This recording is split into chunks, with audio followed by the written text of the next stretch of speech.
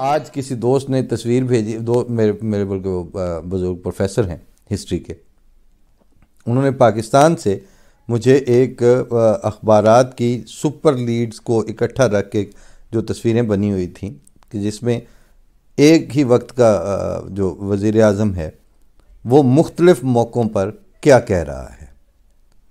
اس میں ایک وقت میں وہ ایران کو فالو کرنے کا ریاستی سٹرکچر کی بات کر رہے ہیں، دوسری جگہ پہ وہ امریکہ کو فالو کرنے کی بات کر رہے ہیں، تیسری جگہ پہ وہ چائنا کو فالو کرنے کی بات کر رہے ہیں، چوتھی جگہ پہ وہ مدینہ کی ریاست قائم کرنے جا رہے ہیں. یہ اتنے سارے سٹرکچر آپ نے ایک جگہ اکٹھے اس لیے کر لیے کہ آپ بالکل کنفیوزڈ پرائم منسٹر ہیں اور آپ کے رعایا اور آپ کے پیچھے چلنے والے آپ سے زیادہ کنفیوز ہیں. ان انتہائی کنفیوزڈ اور بند گلی میں فرسٹریٹڈ موب اور ہجوم اور سسٹم نے آپ جیسے کو اوپر لا کے آپ کے سر پہ بٹھایا ہے.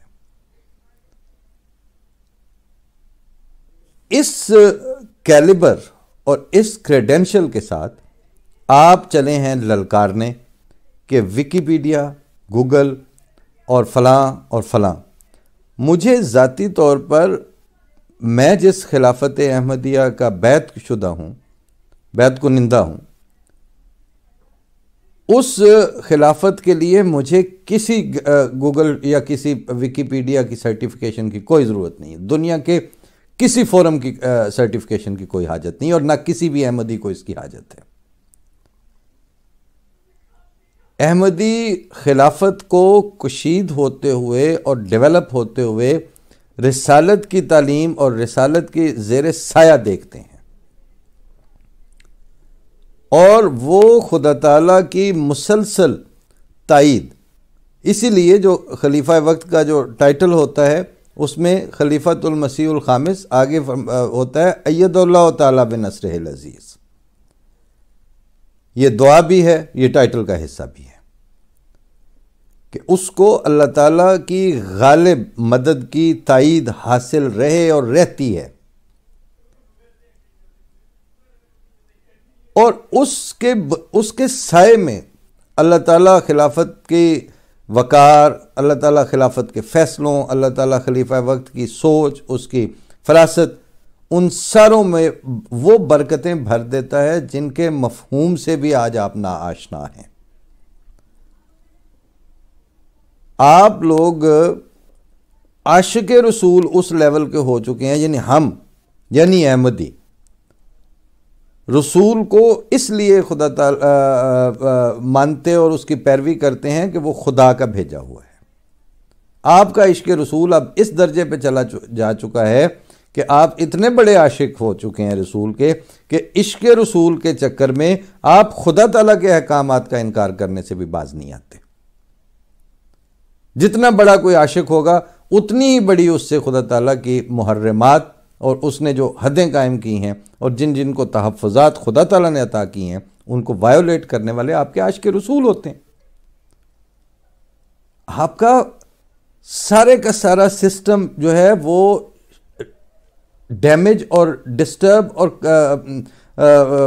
جسے کہتے ہیں نا کہ وہ مسخ ہو چکا ہے.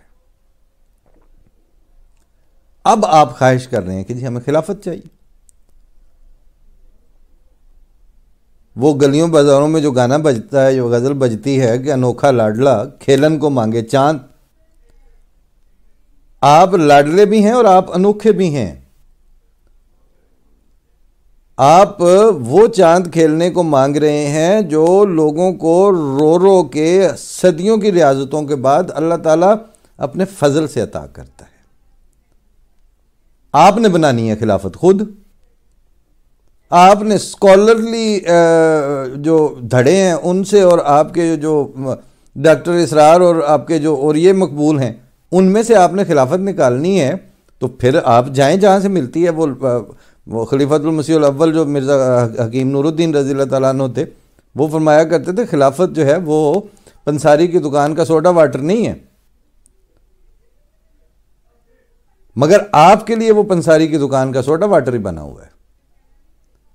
اس لیے آپ کو خلافت کا شعور تک نہیں ہے، جس طرح آپ کو صادق اور امین کا شعور بھی نہیں ہے. آپ مانگتے ہیں اپنے ایڈمنسٹریٹو ہیڈ اور اپنے اس طرح کے جو سرکردے ہیں اور آپ کے جو صاحبان اقتدار ہیں اور صاحبان اختیار، ان کے لیے آپ نے پچھلے 5-7 سالوں سے 10 سالوں سے صادق و امین کی ٹرم مشہور کی ہوئی ہے. اسمبلیوں میں صادق اور امین ہو. شرم بہرحال آپ کو نہیں آتی کہ آپ جھوٹ بولنے والے اسٹیبلشڈ بددیانت، ان کے لیے آپ صادق و امین کے ٹائٹل لیے پھر رہے ہیں، مگر آپ کو ملتے کہیں سے نہیں ہیں. آپ وہ اپنا خلیفۃ المسیح الرابع مرزا طاہر احمد صاحب، ان کی ایک نظم کا مصرع تھا کہ میری سنو تو پہاڑوں سے سر نہ ٹکراؤ. آپ پہاڑوں سے سر ٹکرا رہے ہیں. جیسے میں نے کل کے پروگرام میں عرض کیا تھا کہ یہ 5ویں خلافت ہے جس پہ جا کے آپ کی کڑی میں ابال آیا اور آپ لوگوں کو اب ہضم نہیں ہو رہی، اور آپ ایسی نان سینسیکل بیہیویئرز آپ سے سرزد ہو رہے ہیں کہ ان کی تفصیل کو، ان خبروں کی تفصیل کو پڑھ کے شرم آتی ہے کہ آپ کس کار مذلت میں، آپ ذہنی سطح پر کہاں پہنچے ہوئے ہیں. ہم نے روحانی سربراہ خلیفہ وقت ہونا وہ تو بعد کی بات آئے گی. ہم نے اپنی زندگی میں پچھلے 40-45 یا 50 سالوں میں جب سے ہم نے ہوش سنبھالا ہے، وہاں ہوتا ہے ایک ٹائٹل جماعت احمدیہ میں ناظر اعلیٰ کا. ہم نے مرزا منصور احمد صاحب، موجودہ امام جماعت احمدیہ کے والد گرامی، ان کو ہم نے لمبا عرصہ ناظر اعلیٰ کے طور پر دیکھا. اور ناظر اعلیٰ کو بڑھاپا ہے، بیماری ہے، جو بھی ان کی کیفیت ہے، لیکن وہ ایک کھونڈی ان کے ہاتھ میں ہوتی تھی، ہاف کوٹ زیادہ تر پہنتے تھے، اور مختصر سی ٹوپی، اور ان کو ہم نے نماز میں باجماعت نماز پہ مسلسل حاضر ہوتے ہوئے مسجد میں دیکھتے ہوئے ہم بڑے ہوئے. ایڈمنسٹریٹو ہیڈ کی بات ہو رہی ہے ابھی، روحانی سربراہ کو آپ چھوڑ دیں، ابھی سائڈ پہ رکھیں. پھر ہم نے ان کے بعد جس ناظر اعلیٰ کو دیکھا، بات وہ اتنی کرتے تھے جتنی ان کا دل چاہتا تھا یا جتنی مناسب ہوتی تھی، لیکن جس وقت بھی ہم نماز پڑھنے گئے اگر وہ وہاں موجود ہیں ربوہ میں، تو ان کو ہم نے ناظر اعلیٰ کو یعنی امیر مقامی کو نماز سے غیر حاضر نہیں دیکھا. حضرت مرزا مسرور احمد اس وقت ہوتے تھے ناظر اعلیٰ. پھر ہم نے صاحبزادہ مرزا خورشید احمد صاحب کو ناظر اعلیٰ کے طور پر دیکھا. وہی نماز سے غیر حاضری ان کو ان کے حساب کتاب میں ہی نہیں تھی. پھر صاحبزادہ مرزا غلام احمد کو دیکھا. نماز پہ تو وہ جو حاضر ہوتے ہی ہوتے تھے، وہ ہمارے غیر احمدی چچا آیا کرتے تھے اور ایک ہمارے دوست بھی، انہوں نے کہیں ایک دن ان کو ذاتی جو نماز پڑھتے ہوئے وہاں دیکھ لیا، تو وہ کہتے ہیں اس بندے دی تے نماز پڑھدیاں نہیں بندے کو ویکھی جاندی تے انج دی پڑھنی تے بعد دی بات ہے. اور پھر آج تک اب ان کے اندر جو دیانت اور وہ سند جو ہے، ان کے رویوں کی سند اور ان کے وقار کی سند. صاحبزادہ مرزا مسرور احمد صاحب جس وقت ناظر اعلیٰ تھے، ہمارا ایک دوست گیا ان کے پاس، اس کی شادی تھی، صاحب حیثیت نہیں تھا اتنا زیادہ، تو اس نے کہا جی کہ وہ میں نے بارات جانی ہے تو مجھے کار چاہیے، تو آپ کے ڈسپوزل پر ہوتی ہیں. تو انہوں نے کہا جی وہ ایک کار ہے، ایک وہ جیپ ہوتی ہے پجیرو، ناظر اعلیٰ کے ڈسپوزل پر.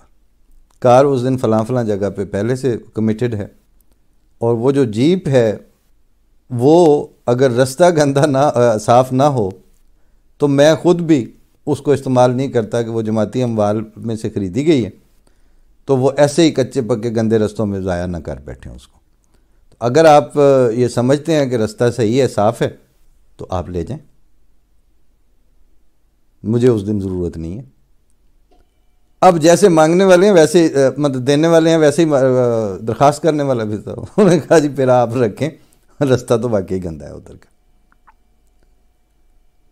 اس کے یہ ہیں ڈاؤن ٹو ارتھ قسم کی حالتیں. یہ آپ کو کہاں نصیب ہیں آپ کے ایڈمنسٹریٹو ہیڈز میں؟